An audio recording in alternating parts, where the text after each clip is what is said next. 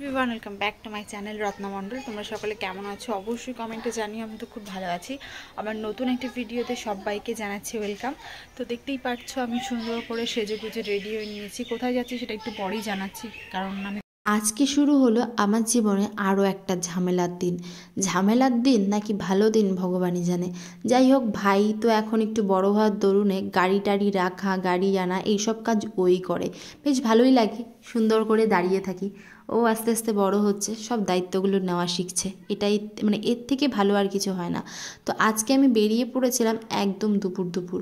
আর যেহেতু আমি দুপুর দুপুর বেরিয়ে পড়েছিলাম, সেই কারণে কিন্তু টুকটুক করে হেঁটে আমার 2 নম্বর প্ল্যাটফর্মে যেতে হবে। কারণ আমি যাব শিয়ালদার লাইনে, আর শিয়ালদার লাইনে ট্রেন তো আর 1 নম্বর প্ল্যাটফর্ম দিয়ে যায় না। সেই কারণে আমার 2 নম্বর প্ল্যাটফর্মে আসতে হবে। লাইনটা ক্রস করতে না করতে ট্রেনটা ঢুকে যায়। যেহেতু ট্রেনটা ঢুকে যায়, সেই কারণে আমার কিন্তু বেশিক্ষণ দাঁড়াতে হয়নি প্ল্যাটফর্মে। আর আমাদের ঠাকুরনগরে কিন্তু খুব সুন্দর একটা জিনিস হতে চলেছে, সেটা আমি আর সিক্রেট রাখছি না। কারণ আমাদের ঠাকুরনগরে কিন্তু 3 নম্বর প্ল্যাটফর্ম হচ্ছে। তোমরা অনেকেই জানো, আবার অনেকেই জানো না। যারা জানো না তাদের উদ্দেশ্যে বলে দিচ্ছি। ফাইনালি ভালোই হবে, এখন একটু হয়তো ট্রেনে ভিড়টা কম হবে। আর এদিকে দেখো, এই কিছুদিন আগে পদ্মবাগানে এসেছিলাম আমি, তাই না? তোমরা তো আমার ভিডিও দেখেছো পদ্মবাগানে। সেই পদ্মবাগানটা কি করে নষ্ট হয়ে গেছে সেটা একটু দেখো। পুরোপুরি ফুলগুলো শুকিয়ে পুরো আলুর দম হয়ে গেছে। আর ধান সব কেটে নিয়েছে। আর আমার ভাই তো জানলার কাছে, সরি গেটের কাছে দাঁড়িয়ে হাওয়া খাচ্ছিল। আমরা টুকটুক করে গোবরডাঙ্গা চলে আসলাম। ফার্স্টে ভাবলাম গোবরডাঙ্গায় নেমে যাই, কারণ আমার যে কাজটা রয়েছে সেই কাজটা আমি গোবরডাঙ্গা থেকেই করতে পারবো। তো সেটা ভেবে আমি গোবরডাঙ্গাতেই নামবো ভেবে, মানে নামবো পুরো ভেবে রেখেছি যে না, আমি গোবরডাঙ্গাতেই নামবো। কিন্তু কোনো রকমভাবে সেই জিনিসটা চেঞ্জ হয় বলতে গোবরডাঙ্গা নামাটা আমার হয় না। নামতে চেয়েও আমি নামতে পারলাম না। তার একটাই কারণ, তার কারণ হচ্ছে ট্রেনটা ছেড়ে দিয়েছে, মানে স্প্লিট করে দিয়েছে। আর তখন আমার মুডটা সুইং হয়ে যাচ্ছিল যে না, আমি নামবো কি নামবো না, সেই চিন্তাভাবনা করতে করতে আমি আর নামিনি, ডাইরেক্ট নামলাম হাবড়াতে। বাট হাবড়াতে এসে হয়ে গেল আমাদের সঙ্গে একটা সাংঘাতিক লেভেলের ক্যাবলামি জিনিস। তো আমি তো সুন্দর করে হেঁটে হেঁটে যাচ্ছিলাম। এখানে হচ্ছে মায়ের মন্দিরটা দেখে এত ভালো লাগছিল কি বলবো। মাকে টুক করে প্রণামও করে নিলাম। তারপর আমি সুন্দর করে হেঁটে হেঁটে যাচ্ছিলাম। আমি একটা জিনিস বুঝতে পারছিলাম না, যে দোকানগুলো বন্ধ কেন। এখন তো অলরেডি 4:30 বেজে গেছে, আর হাবড়ার মতন জায়গায় দোকান বন্ধ, মানে বিষয়টা একটু অন্যরকম। তো সেই কারণে আমি তো বুঝতেই পারছিলাম না যে কেন, কী কারণে হচ্ছে দোকানটা বন্ধ এখানে। তারপরে আমি ভাবলাম কেস আমি একখানা ঘটাইয়া ফেলাইছি।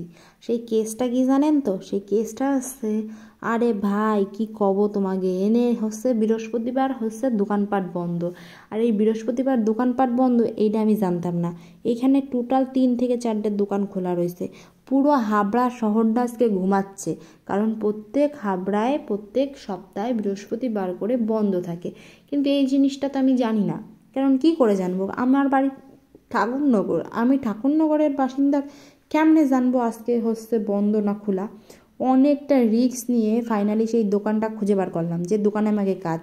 সেই দোকানটা খুঁজে বার করে সেই দোকান কাকুকে রিকোয়েস্ট করার পর দোকানওয়ালা কিন্তু আসে। শ্রী গুরু হার্ডওয়ার্কস, এই দোকান থেকে আমাদের কিছু জিনিস নেওয়া ছিল। তো সেই কারণে কিন্তু কাকুকে অনেক রিকোয়েস্ট করার পরে ফাইনালি কাকু চলে আসে। আর এটাই একটা ভাবার বিষয়, যে আজকে ছুটির দিন তারপরেও তাকে রিকোয়েস্ট করেছি, আর সে কিন্তু কতটা ভালো, যে আমরা এতটা দূর থেকে এসি বলে সেও কিন্তু চলে আসলো তার জিনিসটা দিতে। তো সেটা নিয়ে আমরা লেট না করে চলে আসলাম প্ল্যাটফর্মে, মানে হচ্ছে আমাদের গোবরডাঙ্গা না, হাবড়া প্ল্যাটফর্মে। এখানে এসে আমি ভাবলাম কি খাওয়া যায় কি খাওয়া যায়। অনেকক্ষণ ধরে খাবার খাওয়ার চিন্তাভাবনা করে এই ফলগুলোর দিকে চোখ গেল। এই ফলগুলোর দিকে চোখ যেতেই দেখলাম কমলা লেবু। তো ভাবলাম এই ঠান্ডার মধ্যে কমলা লেবু কিনে কি দরকার, তার থেকে ভাই ট্রেনেই উঠে পড়ি। তাই দৌড়াতে দৌড়াতে ট্রেনটা ধরেই নিলাম। আর ট্রেনে উঠে ভাই জানলার সাইডে বসেছে, পিছনের ব্যাকগ্রাউন্ডটা এতটা সুন্দর লাগছিল কি বলবো। চারিপাশটা একটু অন্যরকমই একটা বেভস দেখাচ্ছিল, বেশ সুন্দরই লাগছিল। এত সুন্দর একটা ওয়েদার, আর এরকম সন্ধ্যা নামছে নামছে। আর আমি কিন্তু গোবরডাঙ্গার থেকে, বারবার গোবরডাঙ্গা বলছি, হাবড়ার থেকে চলে এসেছি একদম ঠাকুরনগর প্ল্যাটফর্মে। আর ঠাকুরনগর প্ল্যাটফর্মে নামতে না নামতেই এত ভিড় কি বলবো।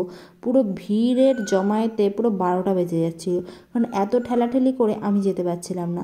তো মাঝখান থেকে এই ক্লিপটা কি করে অ্যাড হয়ে গেল সেটাই বুঝতে পারলাম না। আমার একটু বাজারে কাজ ছিল, তো তো সেই কাজগুলো কমপ্লিট করব, তার আগে আমি একটা জিনিসে দেখাচ্ছিলাম যে দেখো চারিদিকে কেমন অন্ধকার। এই অন্ধকারটা কিন্তু আমাদের এখানে সব সময়ের জন্য থাকে, মানে অলরেডি অল টাইমই এই ঠান্ডার সময় হলে দোকানদারগুলো এত ঝিমিয়ে পড়ে যে কি বলবো তোমাদের সাথে। আর এইদিকে আমার হচ্ছে এত পরিমাণ শীত করছিল, তো এই শীতের মধ্যে আমি কি করব সেটাই ভাবছিলাম, যে শীতকালের মধ্যে থাক আমি আর হচ্ছে বাড়িতে যদি না যেতে পারি কি হবে। তো হঠাৎ করে আমার একটুখানি খাওয়ার মানে কিছু খেতে ইচ্ছা করলো, আর যেহেতু আমি একটু খেতে ইচ্ছা করলো সেই দাঁড়িয়ে পড়লাম আমি একটা রোল নেওয়ার জন্য। আর যখনই আমি রোল নেওয়ার জন্য এখানে দাঁড়িয়ে পড়লাম তখনই চলে গেল কারেন্ট। আর কারেন্ট যাওয়ার কারণে পুরো বেজে গেল আমার 12টা বাজার কারণে আমার দাঁড়িয়ে থাকতে হলো যে কখন আসবে কখন আসবে। তো এদিকে কিন্তু কারেন্ট আসলো না, আর আমাদের রোলটা নিয়ে আমি প্রায় বাড়ির দিকে রওনা দিয়ে যাচ্ছিলাম। দেখো পুরোপুরি বাড়িতে এসে সেরকমভাবে আর কোনো ভিডিও ক্লিপ করার সময় এত ব্যস্ত ছিলাম যে কারণে কোনো রকম ভিডিও শেয়ার করতে পারিনি, কি ভিডিও নেবো চিন্তা করে পারছিলাম না, তো সেই কারণে ভিডিও নিতে পারিনি। আর এদিকে আমি চলে আসলাম ভাইকে নিয়ে রেশনের লাইনটা ধরতে। আমাদের এখানে রেশনের নিয়ে একটা প্রচণ্ড প্রবলেম হয়, সেটা কি না রেশনের সকালে এত কোটি কোটি লাইন হয়, 3 দিন রেশন দেয় মাসে 3 দিন দেয়। তো এটা হচ্ছে সপ্তাহে প্রথম সেকেন্ড থার্ড হতে পারে। তো এই কারণে ব্যাগটাকে রেখে যাচ্ছি। এই যে মন্দিরটা দেখতে পাচ্ছ এটা হচ্ছে লোকনাথ মন্দির। তো এই হচ্ছে আমার ব্যাগ, আর এটাকেই আমার এখন রেখে যেতে হবে। চলো দেখি যে আমার মতন কেউ কি ব্যাগ আদৌ রেখে গেছে কি যায়নি, কারণ যদি ব্যাগ রেখে যায় তারপর লাস্ট আমার ব্যাগটা রাখতে হবে।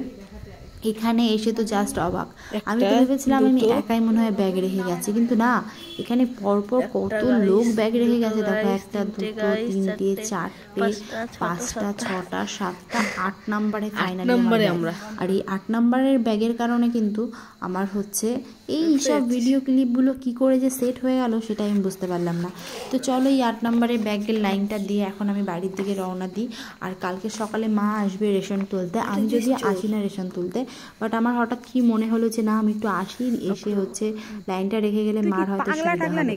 আর এদিকে দেখেছো পুরোপুরি রাস্তা কিন্তু শুনশান, মানে পুরোপুরি অন্ধকার, আর সবাই কিন্তু মোটামুটি ঘুমিয়ে পড়েছে। এত রাত হয়ে গেছে তারপরে আমার কিন্তু লাইন দেওয়াটা বেশি ইম্পর্টেন্ট। তো এই ভিডিও ক্লিপগুলো কী করে যে এখানে সেট হলো আমি সেটাই বুঝতে পারছিলাম না।